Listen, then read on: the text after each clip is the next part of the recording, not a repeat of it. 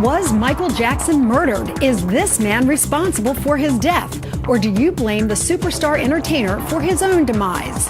It's your call right now.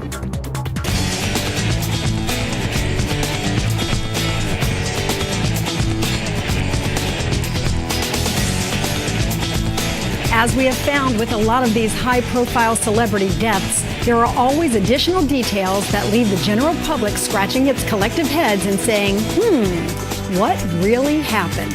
Marilyn Monroe, Elvis Presley, even someone like Anna Nicole Smith. After each of these icons died for months, there was speculation about what caused their deaths. Well, we're going to add another name to that list. This time, it's Michael Jackson's untimely death that has everyone wondering if, in fact, he was murdered.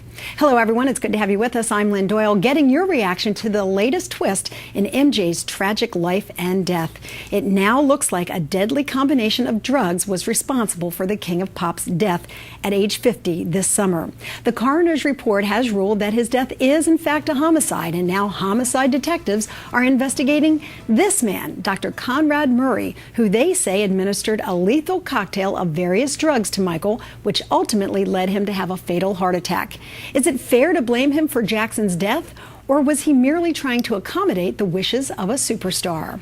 Those are just a couple of questions I'll be posing this hour to one of my all-time favorite panels. You know them well. We call them the Fearsome Foursome, and it includes, for the prosecution, attorney Sadie LeDove, who's a partner in the law firm of Offutt Kerman. She's also the chancellor of the Philadelphia Bar Association and a former Bronx, New York prosecutor.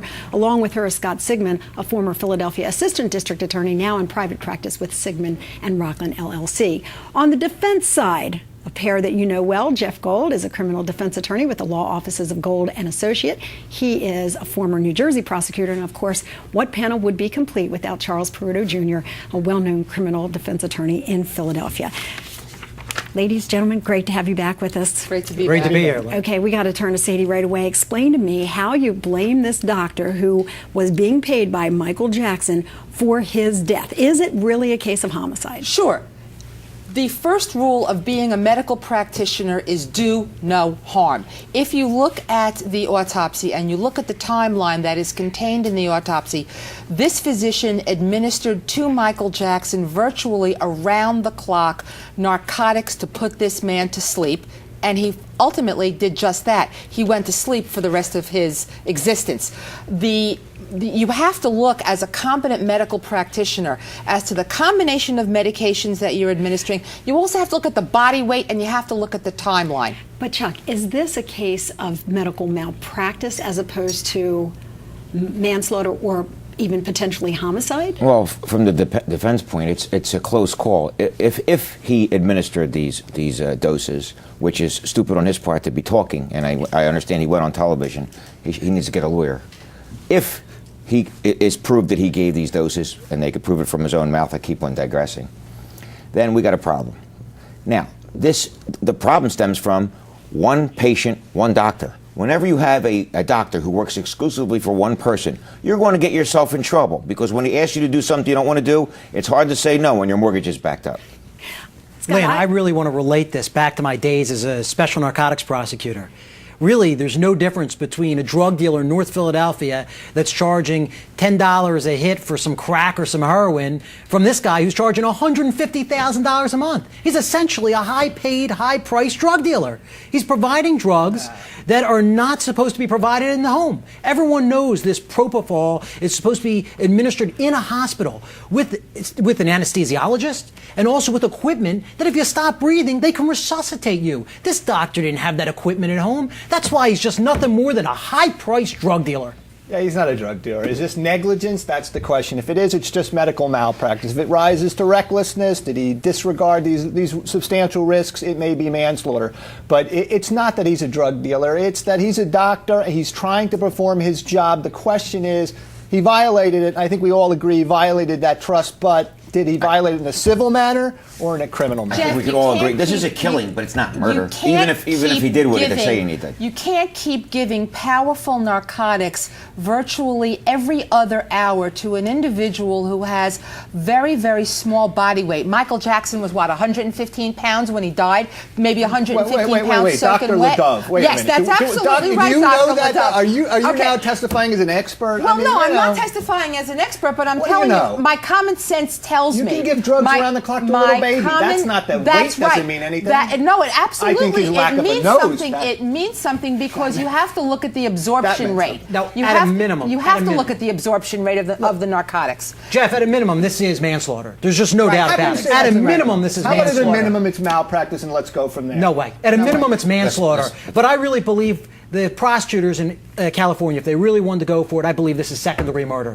This is a at the drug beginning of the dealer, show and this when- is second-degree At the murder. beginning of the show, when Lynn talked about Anna Nicole Smith, Elvis Presley, go on and on and on, that's why this doctor has a problem, because no one's ever really paid the price for that. And this prosecutor, who wants to make a name for himself, is going to make this doctor pay the price. That's where his biggest problem is that we overlook.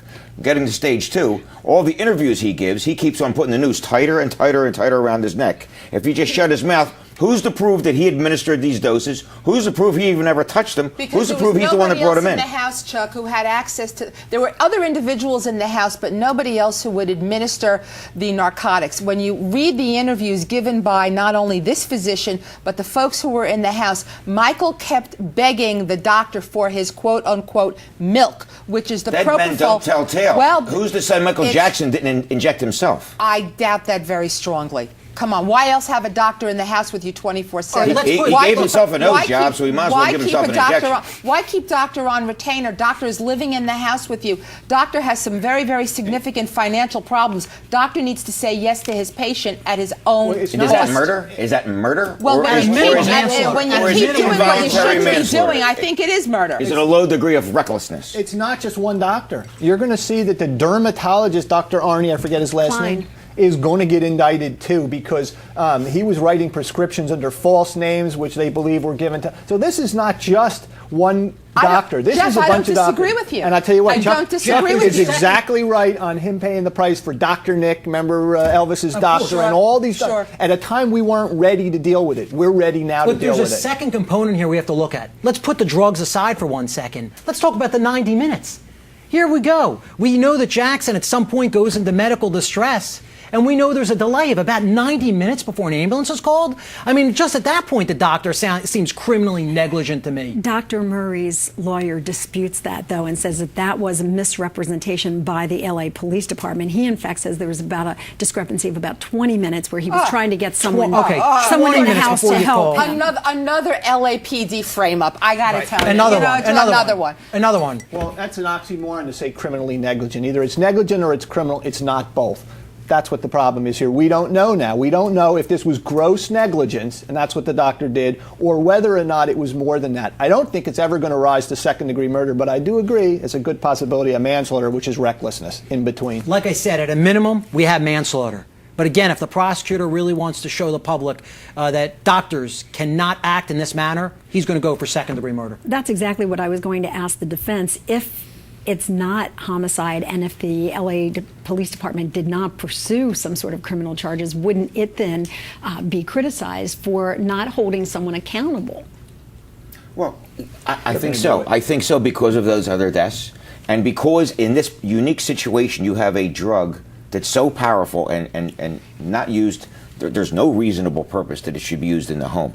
For those reasons, if they didn't even charge the doctor, there would be an outcry that way. You want to read so he's got a problem. You want to read the tea leaves. Everyone in the world knew that when Michael Jackson died and his doctor lawyered up that Yes. he was going to get charged. Yeah. Because the doctor knew it. And if the doctor knew it, he's getting charged. All right. And like in many cases... I don't think he knew it soon enough because he should have shut his mouth Well, from the time Chuck, they got to the house. Well, Chuck, he that's was- definitely a he was good point you dumb. I make. mean, there's no doubt That's a about very that. good point you make. He should have kept his mouth shut.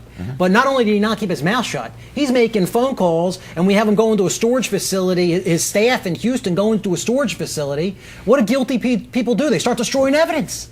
So I think that there's going to be a little bit more coming out of this story, and we may see some destruction of evidence and obstruction of justice charges that may be added on. Because that's what But guilty minds do. The public's got to understand.